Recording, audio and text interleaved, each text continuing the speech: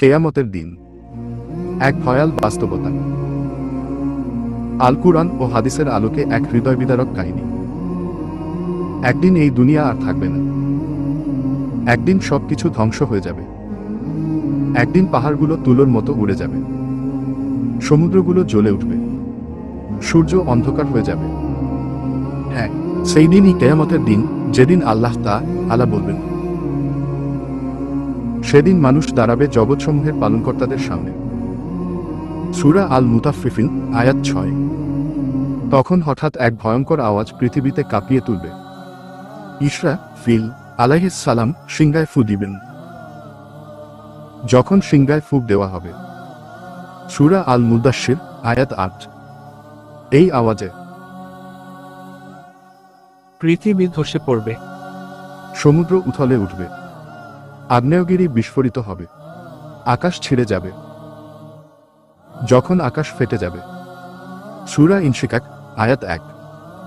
এখন সবাই ঘুম ভাঙা মানুষের মতো উঠবে কবর থেকে। তাদের চোখে ভয়, মুখে আতঙ্ক, শরীর কাঁপছে।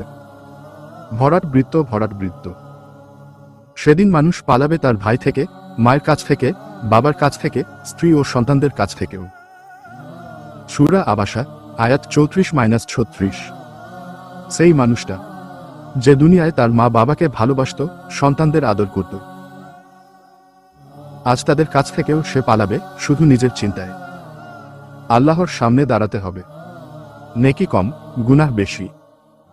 আর তখন আমলনামা তুলে ধরা হবে। আমলনামা সামনে রাখা হবে, অপরাধীরা আতঙ্কে থাকবে যা এতে লেখা রয়েছে তা দেখে। সূরা কাহফ আয়াত 49।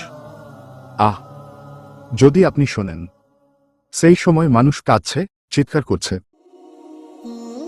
হায় আফসোস, এই কিতাবে এমন কিছুই বাদ দেওয়া হয়নি। যারা নামাজ ছাড়ত, যারা চোখ দিয়ে হারাম দেখত, যারা রিজিক হারাম পথে খরচ করত, যারা মা বাবার কথা শুনত না, আজ তাদের জন্য কঠিন বিচার। জাহান্নামের আগুন তখন তপ্ত হয়ে উঠবে।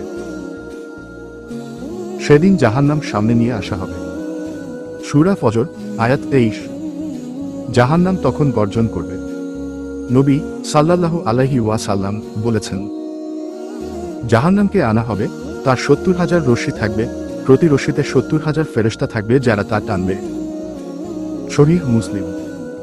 ভাবুন কি ভয়ানক হবে সেই দৃশ্য। আল্লাহ বলবেন, ভরাট বৃত্ত, তাকে ধরো, শিকলে বাঁধো, জাহান্নামে নিক্ষেপ করো। সূরা হাক্কাহ আয়াত 30-31। কিন্তু জান্নাত, সে তো অপেক্ষা করছে সেই বান্দার জন্য যে আল্লাহকে ভয় করত, গোপনে অশ্রু সরাত, নামাজে কখনো গাফেল হতো না,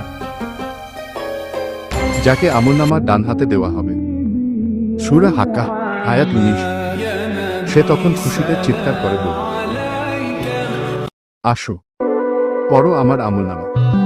জান্নাত তার জন্য, চিরন্তন সুখ তার জন্য। ভাই বোন, ভাবুন, আপনি কি প্রস্তুত সেই দিনের জন্য? আপনার আমলনামা কি আপনার ডান হাতে আসবে?